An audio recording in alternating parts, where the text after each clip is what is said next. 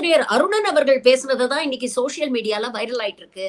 அதாவது உத்தரப்பிரதேஷ்க்கு ஒரு பாபரை புடிச்சு அரசியல் பண்ணாங்க. மகாராஷ்டிரால ஒரு அவுரங்கசீப்பை புடிச்சு அரசியல் பண்ணிட்டு இருக்காங்க.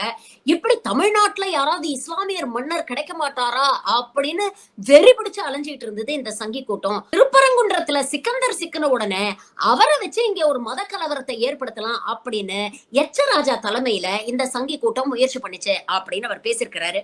நீங்களே கேளுங்க. பாஜகவுல அது நமக்கு எச் ராஜான்னு ஒரு மனுஷன் இருக்காரு, சூப்பரான ஆள்.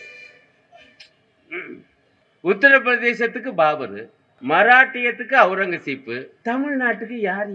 ஒரு முஸ்லிம் ராஜா கிடைக்க மாட்டாரான எங்க மதுரையில கொஞ்ச காலம் ஆட்சி செய்த ஒரு சிற்றரசன் சிக்கந்தர் கிடைச்சாப்ல. புர்ரா புர்ரா சிக்கந்தர் தான்டா நமக்கு சிக்கனாண்டா. புடிச்சிட்டாங்க. நீங்க இதை லேசா நினைக்காதீங்க. நான் கனவிலும் நினைக்கவில்லை. ஏன்னா எனக்கு தெரியும் எங்களுடைய திருப்பரங்குன்றத்தை பற்றி. எம்பெருமான் முருகப்பெருமான் அவர் அங்க கீழே அடிவாரத்தில் இருக்காரு. இந்த சிக்கந்தருடைய சமாதி எனப்படுவது, அதுலயும் சில சிக்கல்கள்லாம் இருக்குது, வரலாற்று அதுக்குள்ள போகல. உச்சியில மலை உச்சியில இருக்கு. அதுக்கு இதுக்கு ஒரு பிரச்சனையும் கிடையாது. ஆனா உச்சியில உள்ள சிக்கந்தருக்கு நேர்த்தி கடன் எப்படி செய்யப்படுது? காலங்காலமாக கிட்டத்தட்ட ஒரு 700-750 ஆண்டு காலமாக ஆடு வெட்டி தான் அங்க நேர்த்தி கடன்.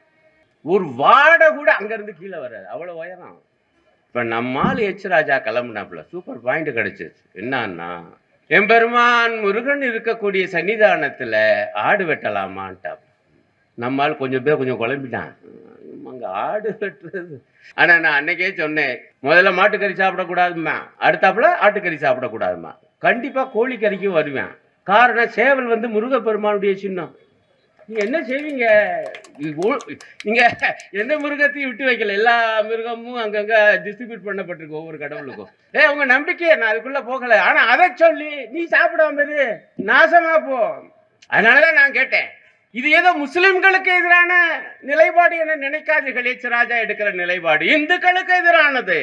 இங்க வந்து சைவ உணவு சாமியும் உண்டு, அசைவ உணவு சாமியும் உண்டு. இருக்கட்டுமே, எல்லாம் இந்து தானையா.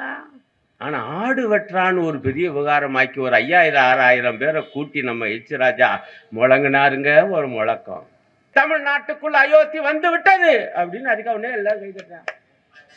நீ லேசா நினைக்காதீங்க, அதுக்கு சொல்ல வர்றேன்.